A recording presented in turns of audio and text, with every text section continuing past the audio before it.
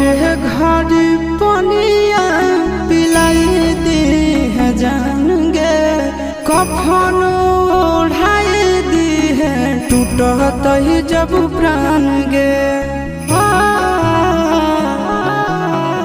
मोरे घर पनिया पिलाई दी है जान गे, कफन ओढ़ाई दी है टूटत ही जब प्राण गे।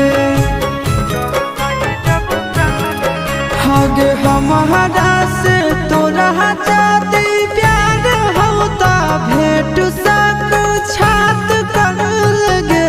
हगे सोनाया रावा हो भरती पाटनवा में आके मुलाकात कर लगे। हगे सोनाया रावा हो भरती